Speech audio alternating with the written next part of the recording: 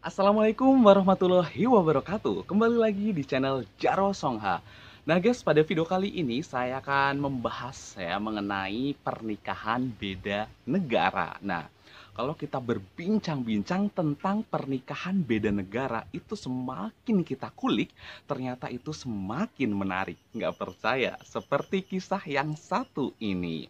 Nah, juga biasanya saya mengangkat kisah pernikahan beda negara yang ada di lokalan Lampung. Kali ini saya akan mencoba untuk mengangkat tema yang sedikit berbeda karena kita angkat dari Pulau Lombok. Nah, sekarang saya akan membawa Anda semuanya untuk menuju Pulau Lombok, tepatnya di Provinsi Nusa Tenggara Barat. Nah, di Pulau Lombok ya guys, itu ada salah satu YouTuber yang cukup terkenal ya untuk wilayah Lombok dia udah terkenal lah ya gitu. Tapi kalau untuk Indonesia itu juga sudah banyak artis-artis ataupun YouTuber-YouTuber yang ternyata datang ke pasangan beda negara sekaligus beliau ini adalah seorang YouTuber.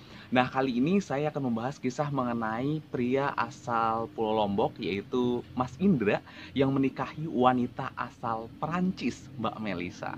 Nah, lalu bagaimana ya kisah mereka berawal? Langsung saja ini ceritanya untuk Anda.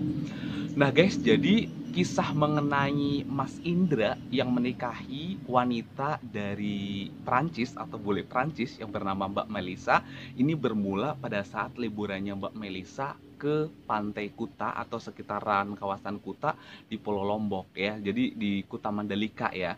Kalau di Pulau Bali itu juga ada Pantai Kuta ataupun Pantai Kute. Nah, tapi kalau yang ini adalah Pantai Kuta Mandalika yang ada di Pulau Lombok. Nah, kebetulan waktu itu Mbak Melisa ini ya yang bule asal Prancis ini dia lagi makan malam. Lagi makan lah pokoknya gitu. Aku lupa makan malam atau lagi makan siang gitu. Yang jelas dia lagi makan di sebuah restoran, kalau nggak salah nama restorannya itu Kenza. Terus habis itu dia lagi makan nih sama temennya gitu kan. Nah, terus Mas Indra ini yang kemudian menjadi suami Mbak Melisa ini, dia waktu itu menjadi pelayan di tempat Mbak Melisa dan temannya itu makan. Nah, kemudian temannya Mbak Melisa itu ambil foto Mas Indra. Nah, setelah itu Mas Indra penasaran dong, pingin lihat hasilnya kan, dan minta untuk dikirimkan ke Messenger ya, Messenger di Facebook gitu kan. Nah, ternyata temannya Mbak Melisa itu nggak punya Facebook atau nggak punya Messenger gitu. Nah, akhirnya Mbak Melisa ini, teman Mbak Melisa maksudnya, teman Mbak Melisa ini minta tolong Mbak Melisa untuk mengirimkannya kepada Mas Indra. Nah, alhasil Mbak Melisa, bule asal Prancis ini ngirim dong ke messengernya Mas Indra. Nah, dari situlah Mas Indra mulai kontak-kontak dengan Mbak Melisa. Tapi nggak langsung jadian gitu ya guys, karena setelah liburan di Pantai Kuta itu, Mbak Melisa itu langsung liburan lagi sama temannya ke Bali gitu. Nah, terus pas Mbak Melisa di Bali, Mas Indranya di Lombok, mereka itu kayak masih apa ya, masih terkontak lah gitu, masih berkomunikasi gitu. Nah, terus akhirnya kan Mbak Melisa sebenarnya nggak ada rencana untuk balik lagi ke Lombok ya, karena kan udah ke Lombok terus ngapain lagi harus balik gitu. Tapi kemudian Mas Indra meminta Mbak Melisa untuk balik ke Lombok gitu. Akhirnya Mbak Melisa baliklah ke Lombok gitu.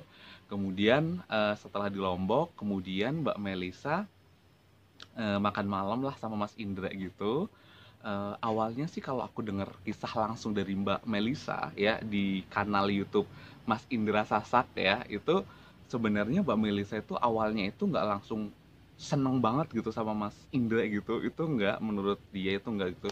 Terus tapi lama-lama dia itu, Mbak Melisa ngerasa suka gitu. Terus setelah ngerasa suka karena melihat Mas Indra itu merasa unik ya, uniknya itu lagi guys, jadi Mas Indra itu bisa ngupas kelapa, bisa manjat pohon kelapa.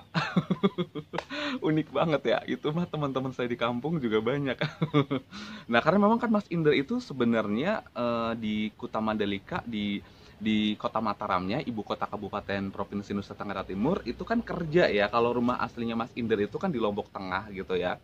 Kalau nggak salah di Sengkol ya, kalau nggak salah gitu kan. Kalau ternyata salah, mohon dibenarkan di bawah ini. Nah, terus jadi Mas Indra ini juga sama lah dari kampung, saya juga dari kampung juga. Cuman beda apa ya, beda provinsi, betul. Mas Indranya di NTB, saya di Lampung. Oke, jauh banget. Oke, nah terus akhirnya kemudian setelah Mbak Melisa ngerasa suka, terus Mas Indra juga ngerasa suka juga, ya udah akhirnya mereka jadian. Nah, setelah mereka jadian, langsung dong Mas Indra ingin melamar gitu kan, ingin melamar Mbak Melisa gitu. Nah, tapi kan keluarga Mbak Melisa itu ingin juga tahu gitu. Masa iya sih anak saya mau nikah, terus nggak tahu nih nikahnya dengan siapa, orang mana, seperti apa wajahnya gitu kan. Jadi akhirnya Mas Indra itu terbang langsung ke Prancis. Nah, suara pesawatnya kedengeran ya guys. Mas Indra ini terbang langsung ke Prancis, kurang lebih di sana sekitar 2 mingguan gitulah. Mas Indra di Prancis, kenalan dengan keluarganya Mbak Melisa, kemudian apa ya, mencoba untuk mengakrabkan, mengenali satu sama lain, kemudian ngerasa ada kecocokan gitu kan ya. Karena ayahnya Mbak Melisa, keluarganya Mbak Melisa juga ngerasa cocok. Ya udah akhirnya dilangsungkanlah prosesi pernikahan. Nah, tapi proses pernikahannya itu nggak langsung di Perancis gitu ya, tapi setelah 2 minggu di Perancis, Mas Indra itu kayak langsung balik lagi ke Indonesia gitu. Nah, terus habis itu eh, tak berapa lama ya, Mas Indra sama Mbak Melisa akhirnya melangsungkan pernikahan. Pernikahannya sendiri dilaksanakan itu di Lombok. Nah, terus habis itu mas kawinnya itu unik banget. Mas kawinnya itu pakai kayak cobek gitu loh, kayak cobek khas dari tradisional dari Lombok gitu. Tapi ada juga yang lainnya juga gitu kan ya. Tapi itu adalah salah satunya gitu ya. Jadi cobek itu adalah salah satunya, masih ada juga yang lainnya, perintilan-perintilan dan mas kawin lainnya gitu. Dan Mbak Melisa uniknya lagi, setelah menikah itu mau diajak untuk sama-sama tinggal di kampung gitu. Jadi mereka itu nggak langsung tinggal di kota besar gitu, enggak gitu ya, tapi mereka tinggal di kampung. Mbak Melisa juga belajar bahasa ya, bahasa masyarakat setempat gitu kan ya, terus berusaha untuk mempelajari budaya masyarakat setempat juga. Begitu juga sebaliknya, Mas Indra juga belajar mengenai budaya yang ada di Eropa, budayanya Mbak Melisa gitu. Nah, salah satu keunikan dari pasangan beda negara ini adalah mereka menggunakan 4 bahasa. Wow, luar biasa. Jadi kalau yang saya tahu 80 sampai 85% itu menggunakan bahasa Inggris, sisanya itu menggunakan bahasa Indonesia, bahasa Prancis, dan bahasa Lombok. Terus kalau Mbak Melisa sama Mas Indra komunikasinya kebanyakan bahasa Inggris.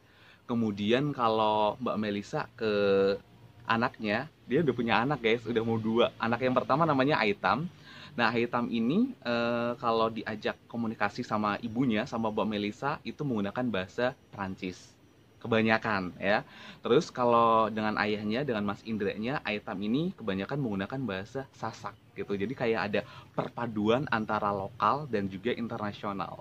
Menarik banget ya. Ini salah satu keuntungan pernikahan beda negara. Nah, buat kalian semuanya nih, para jombloan jomblowati gitu kan ya, yang ingin menikah beda negara, nah itu boleh banget, karena salah satu keuntungannya anak kita jadi tahu nih bahasa bahasa dari berbagai macam negara. Nah, termasuk kisah daripada Mbak Melisa dan juga Mas Indra ini gitu.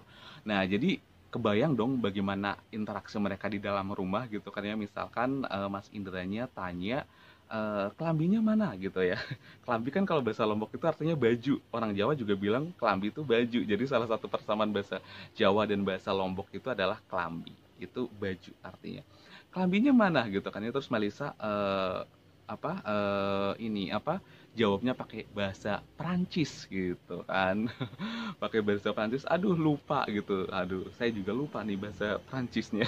Dulu sedikit-sedikit diajarin bahasa Prancis waktu saya wawancara dengan salah satu mbah-mbah di Lampung yang dia itu fasih banget bahasa Prancisnya.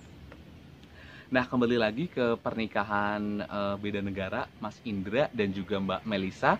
Nah, jadi kemudian sampai sekarang Mbak Melisa sama Mas Indra itu masih tinggal di kampung gitu. Jadi di desa di Pulau Lombok gitu kan ya. Dan sehari-hari kayak kalau kita ngeliat video mereka di channel mereka itu kayak kita bisa ngelihat aktivitas Mbak Melisa yang petik-petik cabe, kemudian tanam-tanam apa sayuran di sekitaran rumah atau di kebun, kemudian ngarit ya, ngarit itu nyari rumput untuk pakan ternak gitu, terutama sapi gitu kan ya, atau kambing juga bisa gitu. Nah itu jadi Mbak Melisa pernah aku ngeliat videonya tuh pernah ngangkut-ngangkut karit gitu.